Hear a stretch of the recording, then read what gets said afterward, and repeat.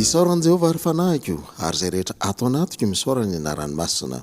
Misaoran' Jehovah ary fanahiko ary izay misy adinonao ny fitahiny rehetra izay mamela ny heloko rehetra izay manasitrana ny aretinao rehetra izay manavitra ny ainao tsy hidina any andavaka izay manarona famondram-po sy fiantrana anao.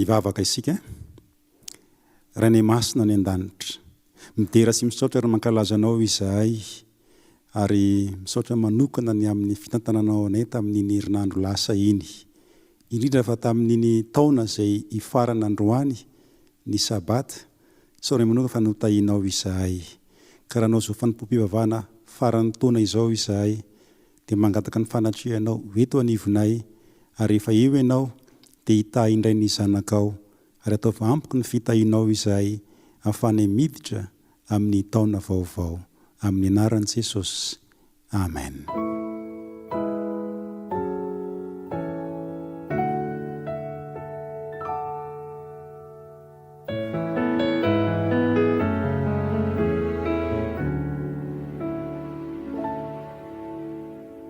Ny voninahim-boninkazo eny tendroko azo ny te haneho ny fisiny.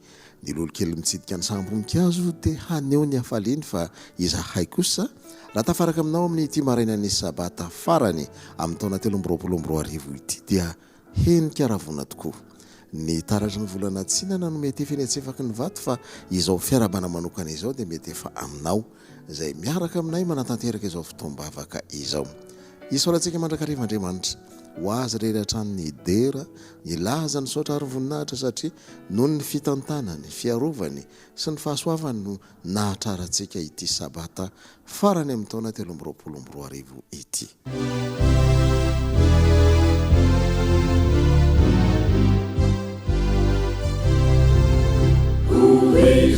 Kutukurira ilai fiti maeri fa fiti avanama mamerina niveri ira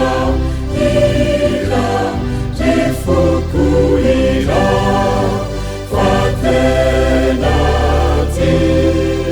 ilai pamutsina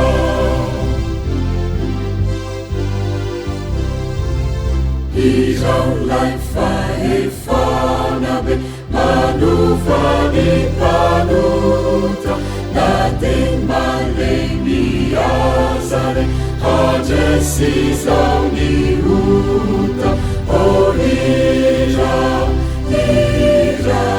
rifuku ira fatenati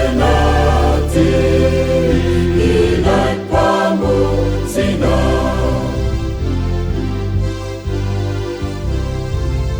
Irau lai fumanguraka rasentranau tumani manarina raputraka nuni unjatani o ira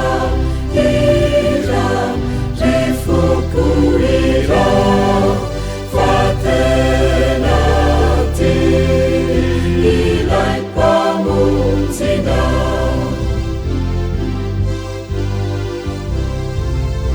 Irau ilai piamina dia isi mitani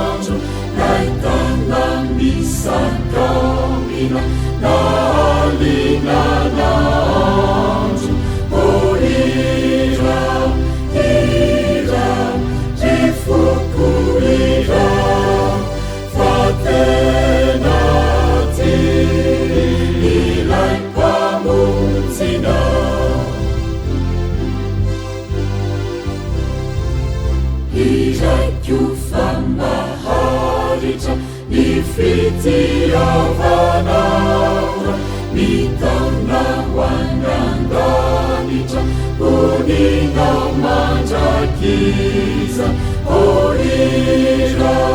ira rifoko ira fatena ty ilay mpamonjina. Salamo fa 320 ny andininy voalohany sy ny andininy fa enina. Salamo fa 320 ny andininy voalohany sy ny andininy fa enina. Rehefa hita izany ovakitsika amin'ny anaran'i Jesosy Tompo. Jehovah ny mpiandry ahy tsy hananjava mahory aho. Eny tokoa fahasoavana sy famindram-po no hanaraka ahy amin'ny andro rehetra iainako dia hitoetra ohatran'ny Jehovah andro lava aho.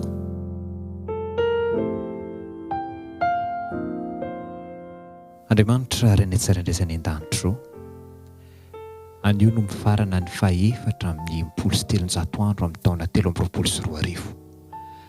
Ankasitrahana ny tantananao ny fiainanay nandritra ny taona 2024. Mety nisy ny fotoana sarotra, mety nisy ny fotoana nahafaly, isorina anao avokoa ireny rehetra ireny. Ary nasehonao anay fa Andriamanitra mitantana, Andriamanitra akaiky, ary maheno tsy pria amin'ny fiainana rehetra ianao. Ny amin'ny sisa ho avy rehetra Andriamanitra dia apetraka aminao ihany koa. Raha mikasa hiditra amin'ny taona 2024 izahay, mahafantatra izahay ary mino fa hoe ho akaikinay ianao. Ka mangataka izahay mba handrotsahanao amin'ny tsirairay avy ny fanahinao, mba hatsapanay isaiky ny minitra rehetra lalovanay fa tarihinao ny lalanay ary eo akaikinay ianao, satria tononona amin'ny aranao izany vavaka izany. Amen.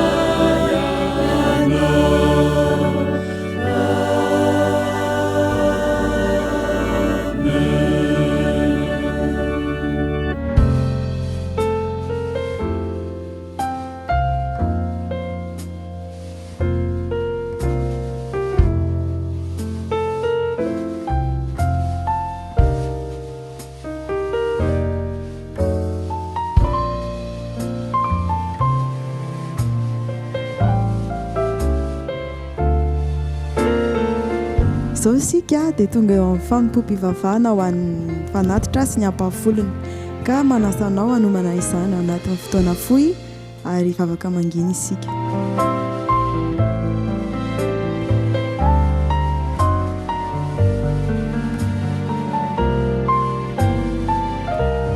Tantarany Richard nandeha ho jerentsika amin'ity androany ity. Nifindra avy any amin'ny tanan-dehibe ho any amin'ny tanàna kely iray eo amin'ny sisy tendrombohitra i Richard sy ny fianakaviany. Nanana kilalao betsaka tokoa Richard ka nangataka tamin'ny ray aman-dreniny mba hanomezany ny sasany ho an'ny hafa. Satria mantsy tsy hanana fotoana ilalaovana be intsony izy fa ho sahirana hanampy azy ireo hitory an'i Jesosy, satria izany nahatonga an'zareo nifindra teny amin'ny tanàna kely io. Tena tiany Richard tokoa le hevitry dada sy neny, dia nanaiky izy fa omeny ny hafa ny kilalao sasany ananany. Dia le ankizy andray azy koa tena faly tokoa hoe azo kilalao vaovao zany izy ireo. Mahasambatra tokoa mantsy ny manao zavatra ho an'ny hafa. Dia tsy ela dia tafiditra tao amin'le trano vaovao Richard sy ny fianakaviany. Tena be asa tokoa izy ary tena maro tokoa zavatra tokony ataony. Nampianarany dada sy neny tao an-trano mantsy ny lesona tokony ianarany tany am-pianarana, dia tsy nanana fotoana malalaka mihitsy izy raha tsy kely, ary rehefa nalalaka izy a dia tiany mihitsy ny karakara zaridaina. Lasa namany Richard ny ankizy teo an-tanàna ary faly tokoa izy ireo miaraka amin'ny Richard satria tiany zareo a i Richard zazalahy kely tsara fanahy ary mahalala fomba. Tamin'ny alalan'ny kilalao a nanehon'ny Richard ny fiangonana ary izany koa no nitondrany an'ireo ankizy ireo eo amin'ny Jesosy. Nitantarainy tantara betsaka tao amin'ny Baiboly ireo ankizy ireo, ohatra hoe ny tantaran'i Davida sy Goliata, ny tantaran'i Adama sy Eva, tantaran'i Solomona. Ary nolazainy tamin'ireo ankizy ireo fa maty teo amin'ny hazo fijaliany Jesosy mba hamonjy asy anao, ary raha ohatra ny mino azy isika dia afaka hiara-honina amin'ny mandrakizay. Ireo ankizy ireo indray no nitantara tamin'ny ray aman-drenin'izy ireo hoe izay nitantarain'ny Richard fa maty ho antsika Jesosy, nitantarainy ihany koa fa betsaka tokoa ireo tantara mahaliana ao amin'ny Baiboly, ary ireto ray aman-dreny ireto dia nangataka tamin'ny ray aman-drenin'ny Richard indray mba hianatra Baiboly sy andalina izany. Hoy ny Matthieu 2:27 hoe ary ny faharoa izay tahaka azy ihany dia izao: tiava ny namanao tahaka ny tenanao. Nanana fitiavana sy fangorana ho an'ny hafa Richard ary ny anarany fa mangataka amintsika Andriamanitra mba hafozantsika zavatra ho an'ny hafa, ary tsy nalahelo izy rehefa nanome an'ireo kilalao ireo ho an'ny hafa. Toy ny nataon'ny fianakavian'ny Richard dia afaka mizara ny momba an'i Jesosy amin'ny hafa ihany koa isika.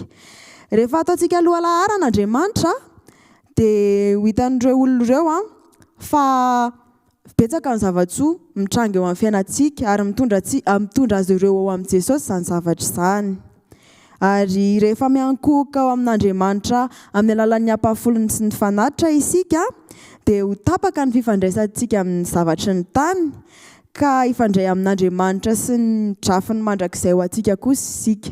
Amen. Andeha isika ary araka hivavaka.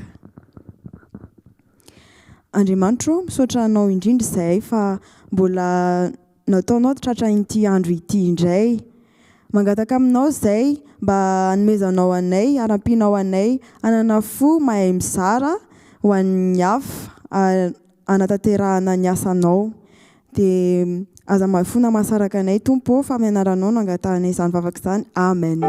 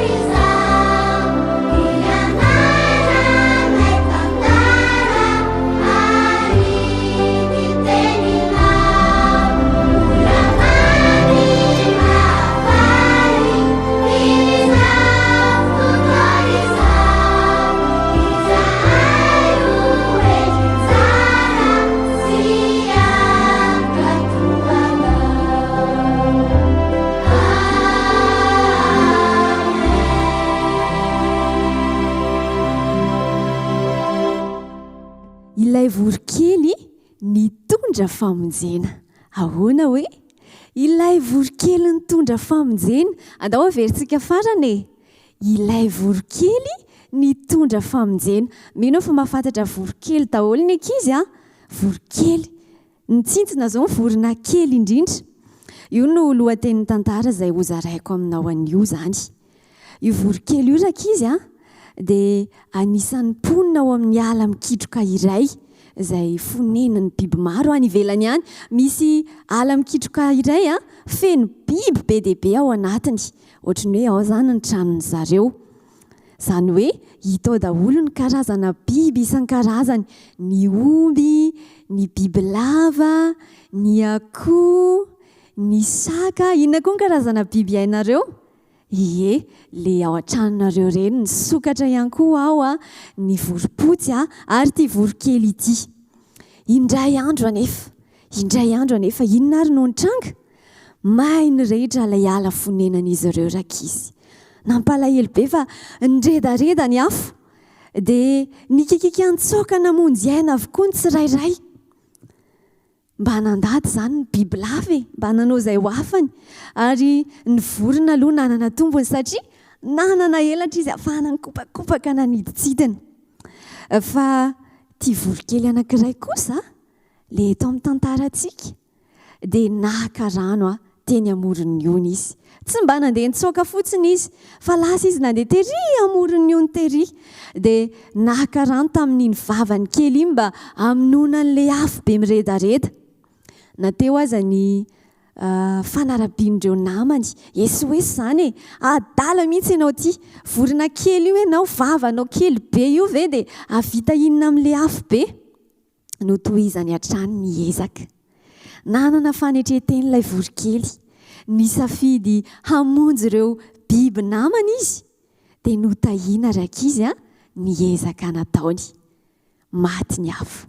Zay le tantara. Mahafinaritra be ô. Notahina niezaka nataon'ilay vorokely.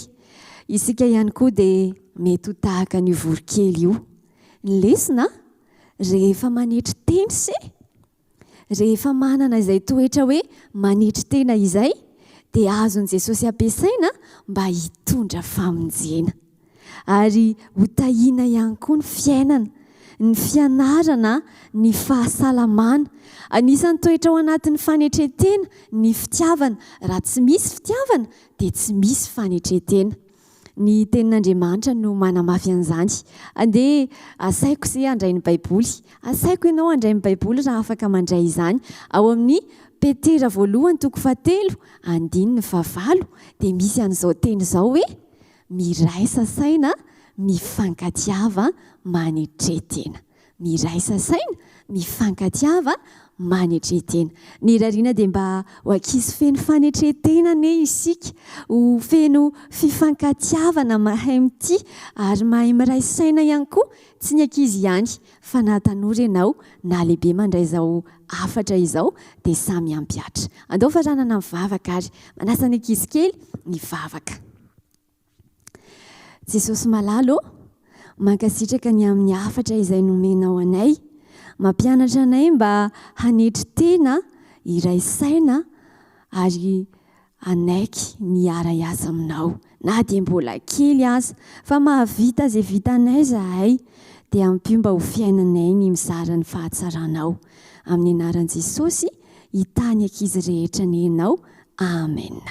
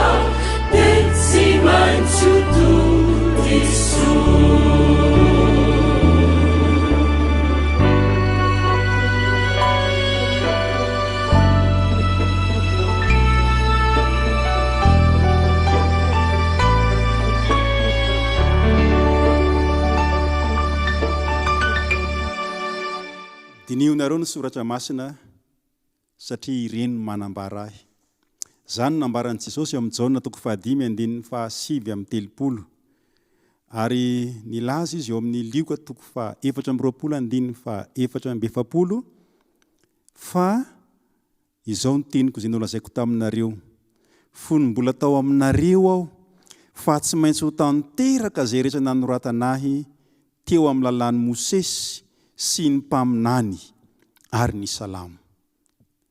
Ny soratra masina manambaran'i Jesosy. Ary eto Jesosy dia milaza fa ny soratra masina dia mizara telo, lalàn'i Mosesy, mpaminany ary ny salamo. Fa ny hojerentsika amin'ny teny ity, dia ny fanambarana an' Jesosy ao amin'ny salamo. Ao amin'ny salamo. Ilay salamo zay resahan' Jesosy eto dia tsy ilay boky ny salamo fotsiny ihany, fa misy boky anankidimy zay ambara ny mpandinika fa boky tononkalo. Ary eo boky tononkalo 5 ireo no tiany Kristy ambara. Ny bokin'ny Joba, salamo, ohabolana, mpitoroteny ary ny tononkira ny Solomon. Fa ny raisintsika androany dia tena ao amin'ilay boky ny salamo mihitsy. Ny boky ny salamo dia miresaka mikasika ny Mesia, miresaka mikasika ny Jesosy, ary misy toko anankitelo no anasako anao mba hojerena amin'ity anio ity. Ny salamo 2:20, ny salamo 7:20 ary ny salamo 4:20. Ireo toko telo ireo no hijerentsika fa toko telo ao amin'ny bokin'ny salamo izay samy miresaka mahakasika an' Jesosy avokoa. Ny salamo 2:20 dia miresaka mahakasika an' Jesosy Kristy mpamonjy, ilay fahatongavana voalohany teto amin'ity tany ity.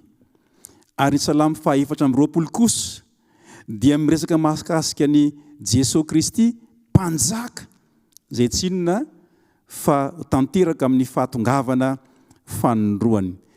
Avy eo tsika hijery ny salamo 4:20.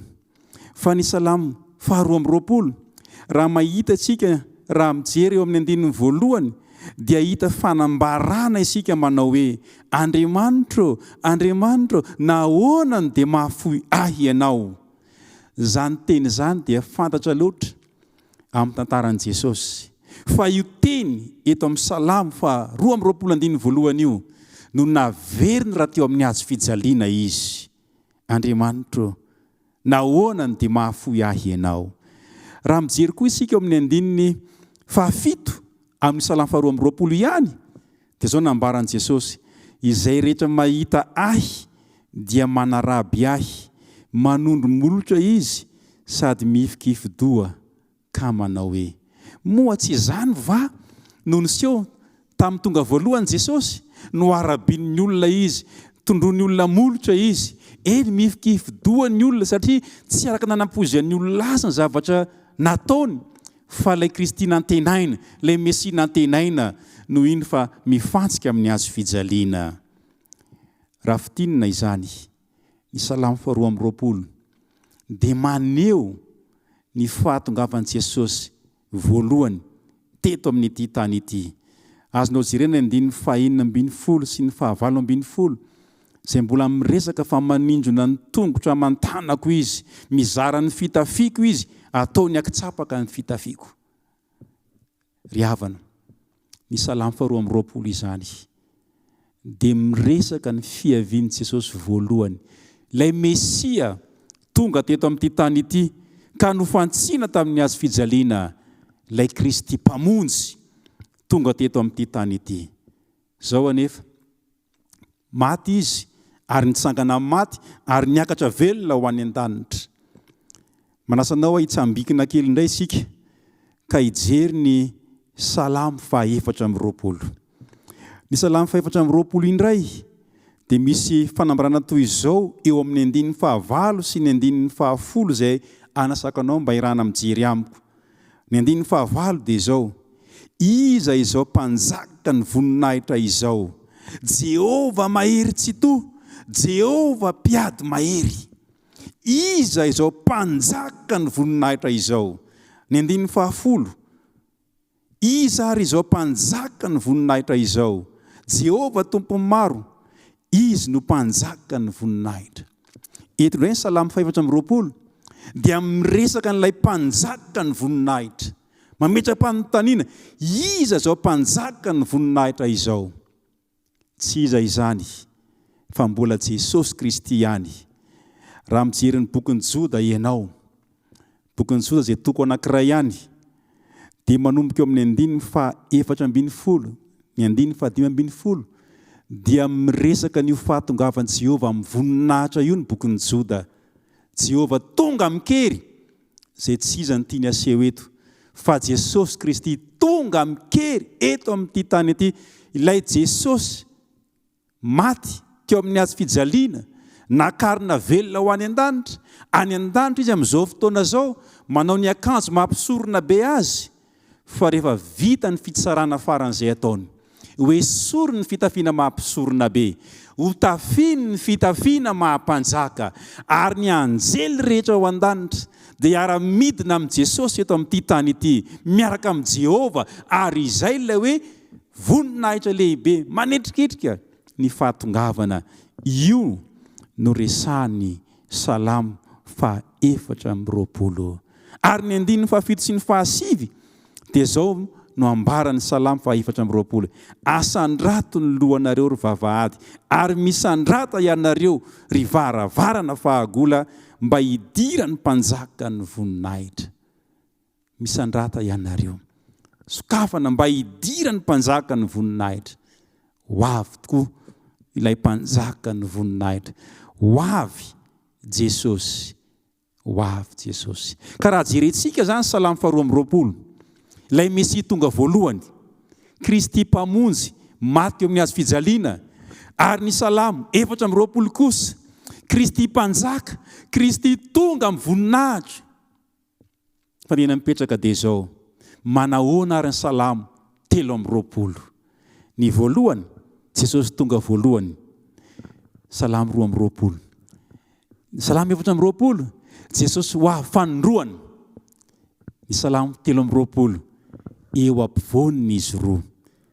Inona zany no ataon'i Jesosy eo amin'ny Salamo 320? Salamo 220, tonga izy maty tamin'ny azy fijaliana, natsangana maty nakany an-danitra. Salamo 420, fiavian'i Kristy fanondroany. Inona zany Salamo 320? Manasanao ary mba hiara-mijery amiko ny Salamo toko 420. Ny 120 sy ny 2 no vakitsika voalohany, fa tena 1 manatantara izany. Hoy ny 120, Jehova ny mpiandry ahy, tsy hanan-java-mahory aho. Jehova ny mpiandry ahy. Araka izany ry namana. Salamo 220, Jesosy tonga voalohany. Salamo 420, Jesosy ho avy fanondroany. Ny Salamo 320, Jesosy mpiandry ondry, Jesosy mpiandry tsara. Ny ataon'i Jesosy zany amin'izao fotoana izao dia Jesosy miahy ny ondriny ianao, anisan'ny ondriny ianao. Jesosy miahy ianao, Jesosy mikarakara anao, Jesosy mpiandry tsara, ary tsy hanan-java-mahory ianao raha manaiky ho anisan'ny ondrin'i Jesosy. Izany no asa ataon'i Jesosy amin'izao fotoana izao, mpiandry tsara. Ary ny faniriny dia tsy hanan-java-mahory ny ondriny rehetra eto amin'ity tany ity. Ny 12, mampandry ahy amin'ny ahy maitso izy, mitondra ahy eo amorony rano fialan-tsasatra izy. Raha mamakivaky ny fiainanao eto amin'ity tany ity, ifarana ny taona 2023, tsy fantako hoe mety ho inona nga ny olana natrehinao tao anatin'ny 2023. Hiditra amin'ny 2024 tsy ho ela isika. Mety manjavozavo aminao ve zay asehon'ny 2024? Androany mampahiry anao ny tenin'Andriamanitra.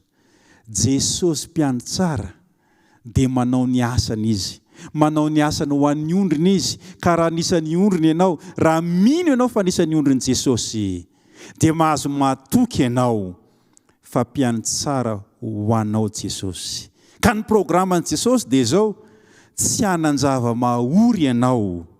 Programan'i Jesosy dia zao, mitondra anao eo amin'ny ahy maitso, mitondra eo amorony rano fialan-tsasatra. Programan'i Jesosy dia zao, anana fahatokiana ianao, fa hanome anao ireo filana ara-nofo Jesosy, ireo besoin matériel, ireo besoin ara-nofo, hanome an'izany ho anao Jesosy. Aoka ianao anana an'izany fahatokiana izany. Ny 7 amin'ny Salamo 320 dia mahafinaritra ny 7. Zao le voalaza, mamelombelona ny fanahiko izy, mitarika amin'ny lalan'ny fahamarinana noho ny anarana izy. Raha ny 12, miantoka ny filana ara-nofo, miantoka ny filana ara-nofonao Jesosy, tiako nilaza aminao. Fa ny 7 indray dia maneho fa vonona hanome ireo filana ara-panahy ilainao Jesosy. Tsy haiko ny problemanao tamin'ny 2023 nana problema ranofo ve ianao manome toky Jesosy fa raha manaiky ondriny ianao hanome ny filana ara-nofo anao Jesosy. Fa ny andininy fahatelo raha manana problema ara-panahy ianao tamin'ny 2023 Jesosy te hamaha ny problema ara-panahinao amin'ny 2024. Jesosy te hanome ireo filana ara-panahy anao, mamelombelona ny fanahiko izy, te hamelombelona ny ara-panahinao Jesosy. Mitarika amin'ny lalan'ny fahamarinana noho ny anarana izy. Te hitarika ianao amin'ny lalan'ny fahamarinana Jesosy. Raha manaiky ho isan'ny ondriny ianao. Ny andininy fahaefatra. Jereo tsara ny voalaza. Eny na dia mandeha mamaky ny lohasaha alako ny fahafatesana azy aho. Dia tsy atahotra ny loza aho fa ianao no amiko. Ny tsorakazonao sy ny tehinao ireo no mahafatahotra ahy. Fantany Jesosy fa mety handalo krizy ny fiainanao. Fantany Jesosy fa mety hanoloana olana ianao eo amin'ny fiainana. Mety niseho zany tamin'ity 2023 ity fa hifarana ity ny taona. Amin'ny 2024 te hanome toky ho anao Jesosy. Fa ninona krizy lalovanao, lohasalako ny fahafatesana, dia mahazo matoky ianao fa hiaraka aminao Jesosy. Hiantoka ny fiarovana anao Jesosy. Ary afaka ny tsy atahotra ianao ny amin'ny 2024. Ekena fa mety hisy ny krizy. Ekena fa mety handalo problema ianao.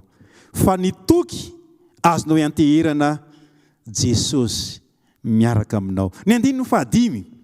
Inona indray nasehon'ny tompo anao ny andininy fahadimy. Mamelatra latabatra eo anoloko eo mason'ny fahavaloko ianao. Manositra diloilo ny lohako ianao. Ny kapokako feno dia feno. Endre zany fitiavan'ny Kristy ry namako. Manome mihoatra zay ilainao ny tompo. Mety hisy ny fahavalo. Mety hisy olona itsanganao fahavalonao. Fa Jesosy dia vonina milatra latabatra ho anao eo anoloan'ny fahavalo. Ny kapoka feno dia feno. Mideborda ny kapoka. Kristy te hanome mihoatra zay ilainao. Ara-nofo ve te hanome mihoatra ho anao Jesosy. Ara-panahy ve te hanome mihoatra ho anao Jesosy. Mety handalo krizy ve ny fiainanao, problema, te hamaha olana mihoatra zay heverinao sy eritreretinao Jesosy. Namarana ny mpanao salamo azy ny andininy fahenina. Tiako be ty andininy fahenina ity. Zao ny nanambarany azy. Eny tokoa fahasoavana sy famindram-po no anaraka ahy amin'ny andro rehetra iainako. Dia hitoetra ao an-trano Jehovah andro lava aho. Ry namako, mahafinaritra zany fahatokiana izany.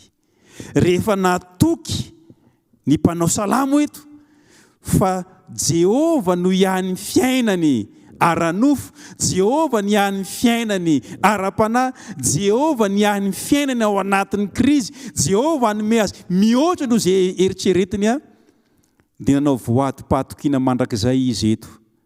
Fahatokiana ho an'ny fiainana eto an-tany. Fahasoavana sy famindram-po no naraka amin'ny andro rehetra iainako.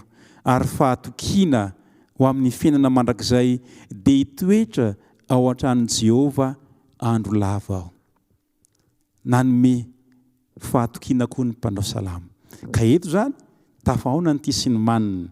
Jesosy manome toky fa hikarakara ny fiainako, hikarakara ny fiainanao. Fandroany manasanao koa ny tompo mba nao tahaka ny mpanao salamo. Hanao voadim-pahatokiana mandrakizay fa hifanaraka amin'ny tompo koa ianao. Handray le fahasoavana sy famindram-po amin'ny andro rehetra iainanao. Ary toetra ao an-tranon'i Jehovah andro lava hatrany amin'ny mandrakizay. Ka ny faniriko dia zao. Amin'ny taona 2024 dia hahita ianao fa mikarakara ny fiainanao ny tompo. Na ara-nofo na ara-panahy, hainao kosa atoky azy amin'ny andro rehetra iainanao ary ianao hitoetra ao an-tranony andro lava dia neto an-tany hatrany amin'ny mandrakizay. Hitahinao ny tompo raha ndray fanapahan-kevitra ianao niara-dia aminy amin'ny taona ho avy iny hatrany amin'ny mandrakizay. Amen.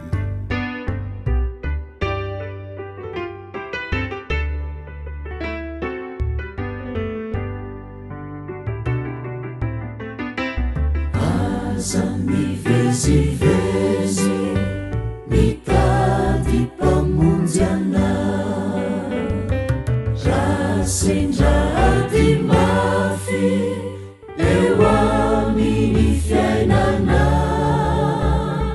Aza mandany andro mikaroka ianao, fa ny akaiky indrindra Jesosy ilay tompona.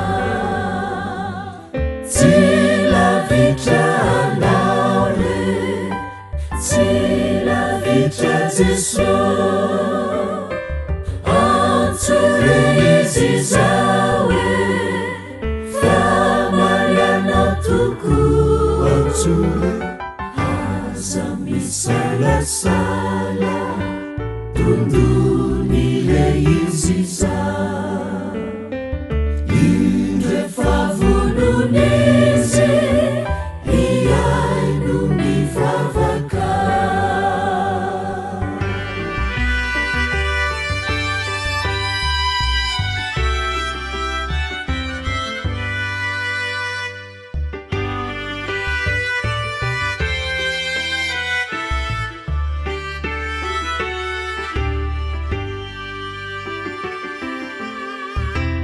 Aza mirenireny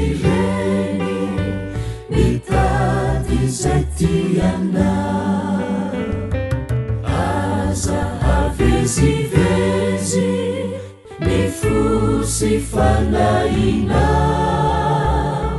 fa ny akaiky indrindra dia Jesosy lay tompona.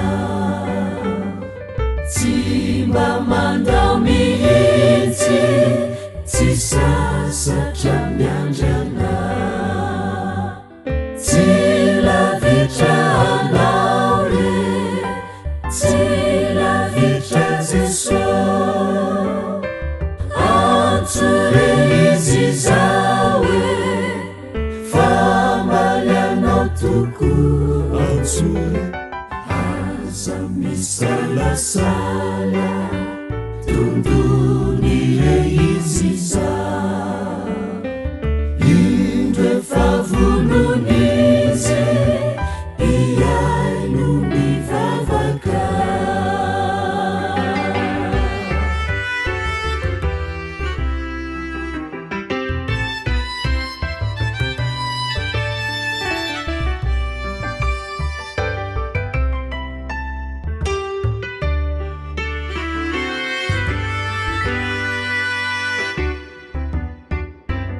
Aza mirepirepi mitady ny tena soa, ny vola sy arena dia samy olo tokoa, ka tsao ny tsara indrindra mitoetra mandrakizay. Tanana kanto loatra itoeranao ratrizay, ireno tsara indrindra tsara mandrakizay. Tsy mba vidy ambola fa tolotry ny raha hoan'ny rehetra mino, tsy vonony bebaka,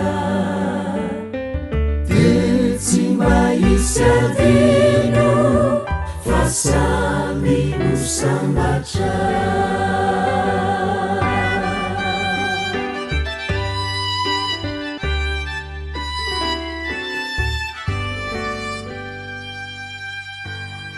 Manasanao aho ivavaka isika. Rainay malala masina ny an-danitra, be fitiavana be famindram-po. Ifarana ty ny taona nandalo zavatra maro samihafa izahay. Tao ny mamy, tao koa ny mangidy. Ary indraindray aza be dehibe ny mangidy eo amin'ny fiainanay. Fa tsapanay fa teo mandrakariva ianao. Ka amin'izao famaranana ny taona izao ray, dia tianay nisaotra anao satria mbola nampahiranay indray ianao tamin'ny lalan'ny teninao. Fa raha tonga Jesosy tamin'ny fiaviany voalohany, maty hamonjy anay, dia mbola ho avy izy amin'ny fanondroany hamonjy anay ihany koa. Fa mandra-pahatonga ny fiaviany fanondroany anefa, mbola nasianao taminay fa ianao dia mikarakara ny fiainanay. Ianao ny mpiantsara izay vonona hikarakara ny fiainanay. Misaotra ny amin'izany teny izany, fa na ny filanaranofo dia vonanao ny hikarakara izany ho amin'ny fiainanay. Ny ara-panahy mbola vonanao ny hanome fahafaham-po anay. Ary na dia handalo krizy aza olana ny fiainanay, dia mbola vonona ianao ny hanome anay. Eny, hanome mihoatra noho izay rehetra ilanay azy. Ka androany raha eo, te hivoady aminao koa izahay toy ny nataon'ny mpanao salamo. Te hiaraka amin'ny fahasoavanao sy ny famindram-ponao izahay amin'ny andro rehetra iainanay. Ka taio izao namana miaino sy mijery izao, taio izy mba hiaraka aminy aniny fahasoavanao sy ny famindram-ponao amin'ny andro rehetra iainany. Ary anao tahaka ny mpanao salamo koa izy, hitoetra ao an-tranonao amin'ny andro rehetra iainany. Koa momba azy, raha izy tsy ho ela amin'ny taona 2024 izy, ataovy tsapany fa miahy azy ianao, mikarakara ny fiainany ianao, ianao le mpiantsara no mikarakara azy. Ary izany no iantako aminao mba ho ataonao aminy anie izao tsodranomasina izay tonononay sy angatahanay amin'ny anaran'i Jesosy izao. Jehova no mpamonjy anao, tsy mba havelany angozohozo anie ny tongotrao, tsy ho rendrehana anie ny mpiaro anao. Ino tsy matory na rendrehana ny mpiaro anao. Jehova no mpiaro anao, Jehova no fialofanao eo amin'ny ankavananao. Ka ny masoandro tsy mba mila anao noho ny andro, na ny volana noho ny alina. Jehova hiaro anao amin'ny ratsy rehetra, eny hiaro ny fanahinao izy. Jehova hiaro anao na mivoaka ianao na miditra hatramin'izao ka ho mandrakizay. Mandrakizay. Amen.